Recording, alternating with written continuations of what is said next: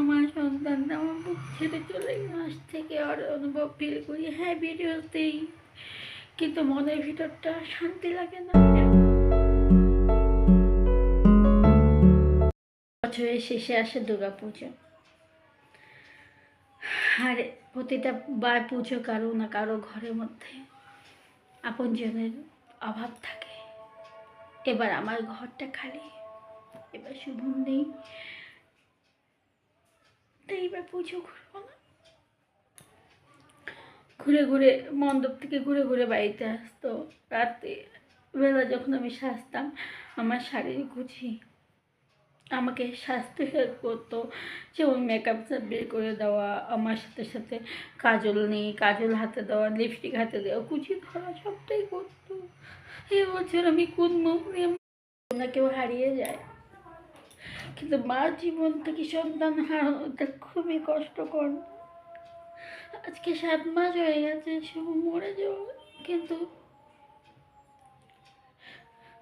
তিলে তিলে জ্বলে যাচ্ছি, তিলে তিলে প্রতিটা ক্ষণ অনুভব করি। পুজোর মধ্যে আমাদের বাড়িতে হইচই লেগে যেত, অনেক অনেক অনেক শপিং হতো। এর আগের বারও শপিংয়ের ভিডিওসে তোমাদেরকে আমি শপিংয়ের ভিডিও দিয়েছিলাম। অনেক প্রতিটা বছর শপিং অনেক অনেক শপিং করতাম। শুভমকেও অনেক অনেক কাপড় চোপড় দেওয়া হতো, কিছু কাপড় তো পরতো, কিছু কাপড় পরতেই পারতো না, কারণ এতগুলো তারপর সম্ভব হতো না, যেহেতু আমাদের এখানে একটা ছোট পুজোই হয়। ঘুরে বাড়িতে থাকতে সময় রাত্রেবেলা করে কোনোবার এতটা বছর, মানে 18টা বছর হয়েছিল, কখনো একা ঘুরে নেই, সবসময় মা বাবার সাথে ঘুরেছিল। পুজো প্রতিটা বছর সবাই মিলে পুজোর কাপড় চোপড় কিনতে গিয়েছিলাম, শপিং করেছি একসাথে। প্রতিটা বছর শপিংয়ের যত ব্যাগ ছিল সব শুভম ক্যারি করতো, আর পাপ্পা করতো, ছোটোটাও করতো, আমিও করতাম। বেশি বেশি ব্যাগগুলো ও ক্যারি করতো। এবছর আমি আর শপিং করিনি, একে তো আমাদের অসুস্থ পড়েছে,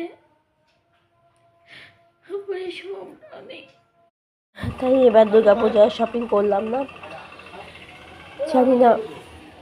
জানি না ও কোথায় আছে, কিরকম আছে, কোথায় জন্ম হয়েছে কিনা জানি না। আমি ভগবানের কাছে প্রে করি যে ও আবার আমার কাছে ঘুরে আসুক। তোমরাও প্রে করো আমার সন্তানটা যেখানে থাক ভালো থাক। এবার আমাদের ঘরে ও ছাড়া একদম অন্ধকার। আমি এবার আনন্দ খুঁজে পাচ্ছি না ওকে ছাড়া।